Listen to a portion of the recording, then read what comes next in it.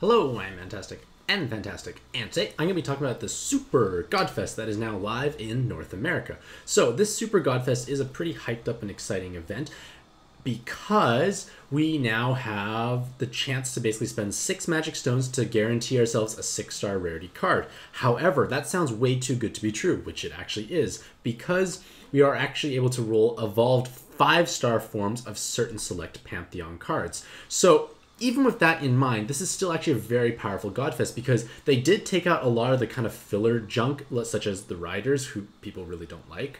So like that's already absent, as well as at least things coming evolved, but it does give you at least a higher chance for rolling 6-star base cards. But the best part of this event is that the 6-star Godfest exclusives have the highest rolling rates to date since the Rare Egg Machine rolling rates reveal, as well as having 30 of the 31 possible available ones in the Godfest. The only one missing is cotton. So, you know, just buy cotton from the Monster Point shop, right? Right. So I'm just going to be kind of going through my thoughts and opinions on this. This was written a couple days ago, and the rolling rates were only revealed, obviously, when the Godfest went live, but it doesn't necessarily change too much of the actual article. So in Japan, which is one of the benefits of being behind 2 to 3 months, is that we can see into the future as to what we can expect. And we do have pretty much a very similar Godfest. I don't recall if we have the exact same Pantheons, but our rolling rates are about the same. So 6-star Godfest exclusives, I think only 30 of them are available because I noticed cotton wasn't there. So each of them have a 0.8% chance. So we have a 24% chance of rolling a 6-star Godfest exclusive,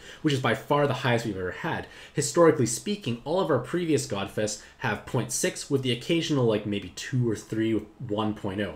So they only have 20 featured as well. So 20 times 0.6, quick math, is 12%. So we're basically doubling the chances of getting a 6-star Godfest exclusive. You don't necessarily know which one you're going to get, but you're doubling your chances. And this is pretty good odds overall. Like, I may not be the best at math, but 2 times is definitely a lot better overall.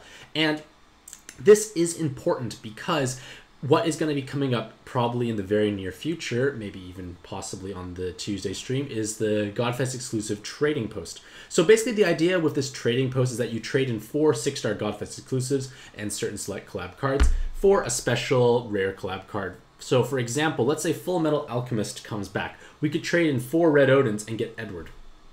Pretty good deal overall. So that's kind of like the general idea of how the trading post would work. Now, this obviously requires you have lots of duplicates of 6-star Godfest exclusives because you don't want to trade away something you only have 1 of. So in that example there where I said 4 Red Odins, that person probably has 8, let's say. So it's safe to trade away 4 because, well, it's unlikely you're going to need 8 Red Odins. I really don't see a need of why you would. So this is something just to keep in mind. Now, I feel like there's a bit of drilling occurring on, so maybe I need to close this door.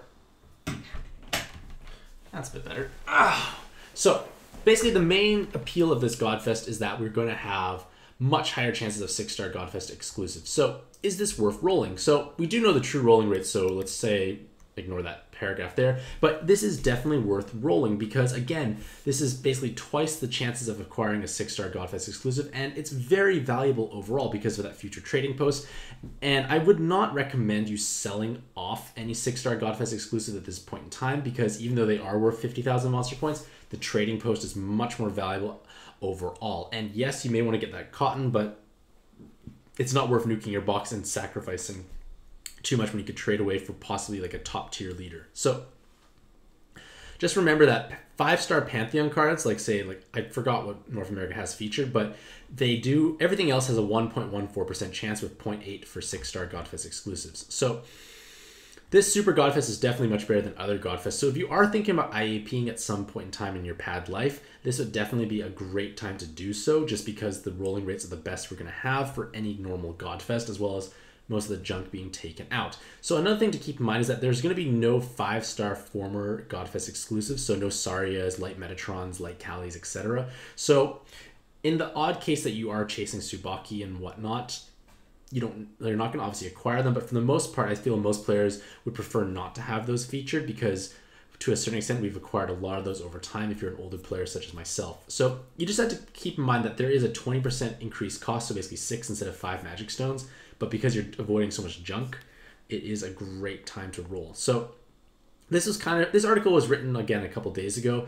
And in terms of rolling Dragonbound Dragoncaller versus Super Godfest, I personally, this is my personal opinion, don't get offended, but I felt that Dragonbound Dragoncaller is a better place to roll, provided you are missing the vast majority of the 5-star cards, because those 5-star cards can round out your monster box much more well than Godfest in general, because you can't replicate those cards elsewhere. Kiri can't be replicated by anyone else. Same with, well, Chazelle kind of has Mito, but kind of not really. Number 6, again, is hard to replicate elsewhere. So the main ideas with Dragonbound and Dragoncaller is that you can fulfill lots of niche voids in your monster box. However, if you do own most of those cards, it's definitely more of a personal preference that at this point you want to keep chasing those rarer Dragonbound Dragoncaller cards, or kind of taking the quote-unquote maybe safer route with the Super Godfest, just because there are much better rolling rates overall. And again, if you were missing, say, just TARDIS and you really wanted TARDIS, was it really worth chasing him for like a 5% chance or so?